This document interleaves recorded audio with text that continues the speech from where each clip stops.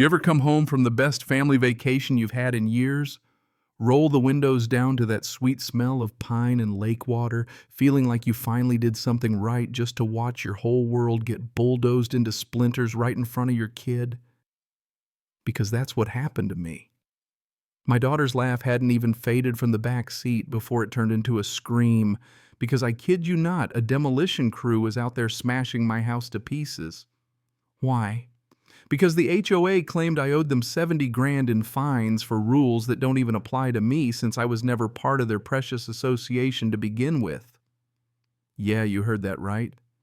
Welcome to Riverbend Creek, where the only thing faker than their community spirit is their paperwork. That house wasn't just a house either.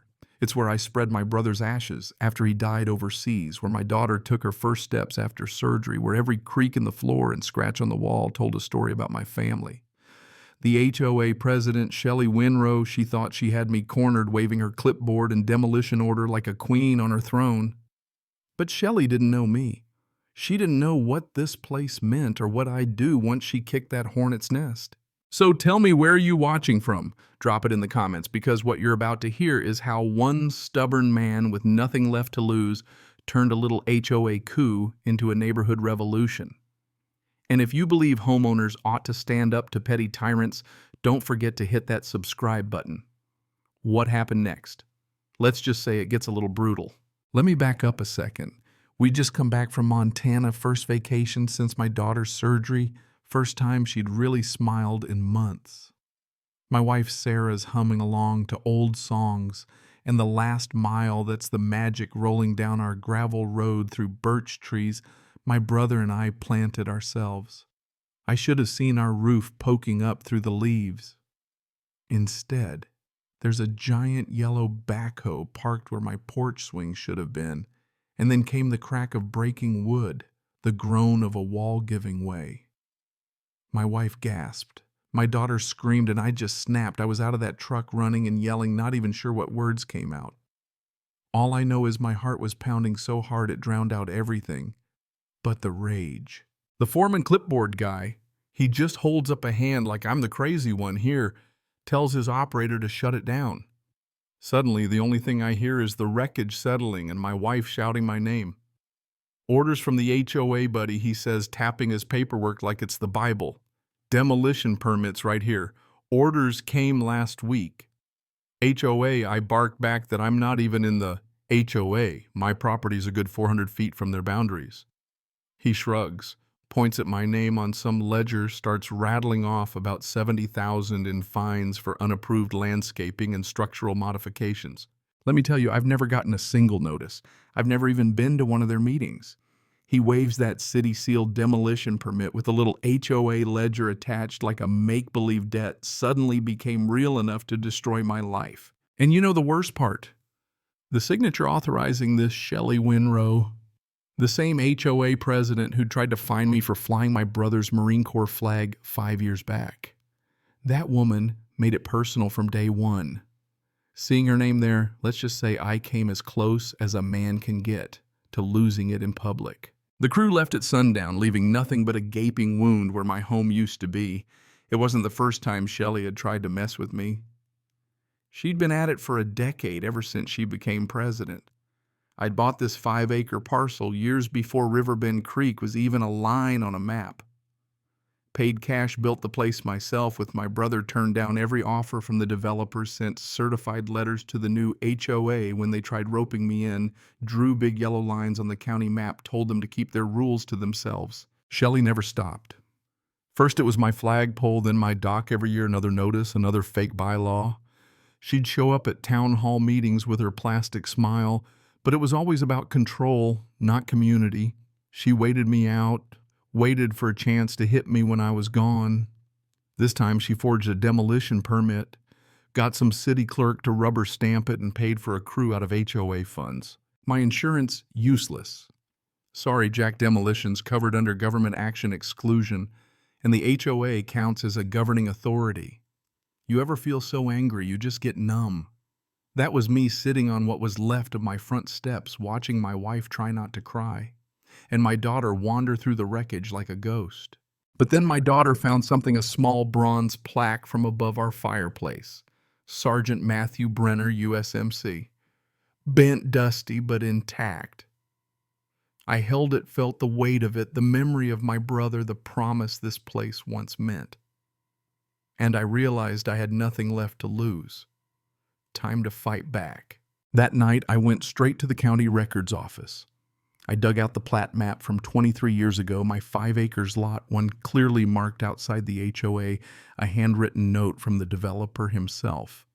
Lot 1 sold prior to covenant formation, exempt from all future association bylaws.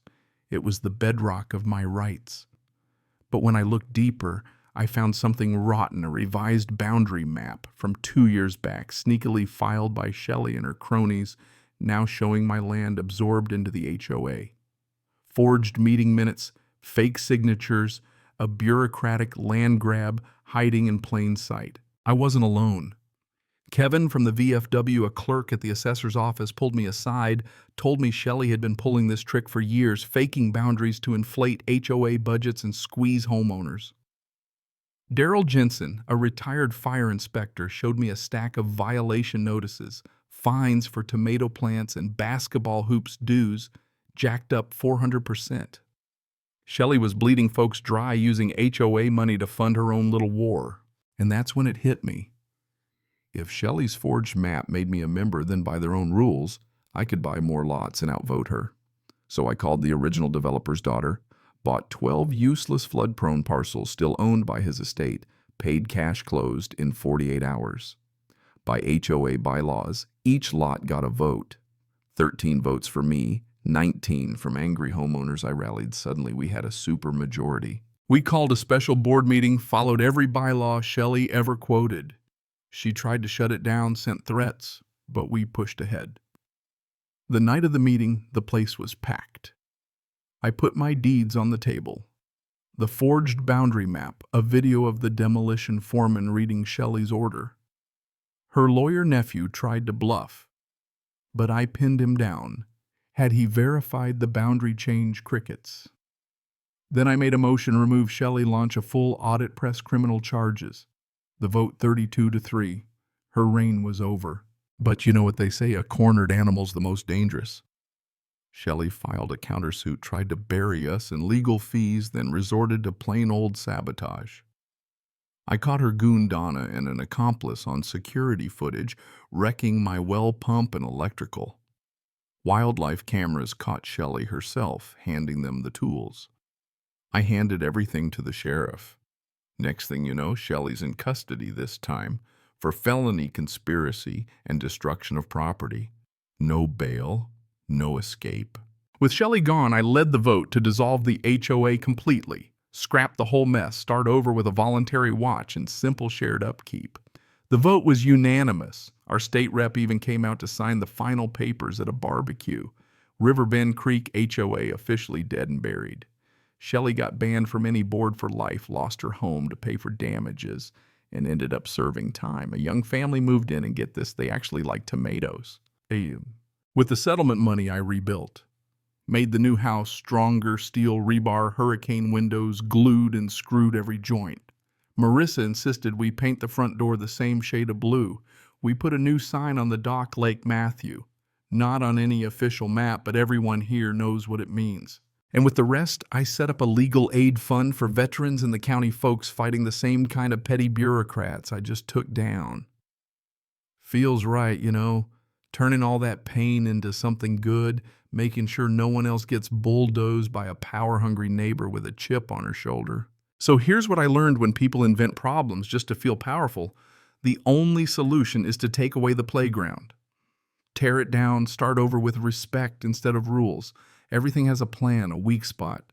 Sometimes it just takes the right moment and the right people to push back. And if you're sitting there thinking nothing like this could ever happen to you, trust me, every neighborhood's got a Shelley. So what would you do if someone tried to steal your home with a pin and a bulldozer? Ever fought your own little war for what's right? Tell me your story in the comments. And if you believe folks like us ought to stand up, go on and hit that subscribe. Because the only thing stronger than a bad HOA is a good neighbor who refuses to back down.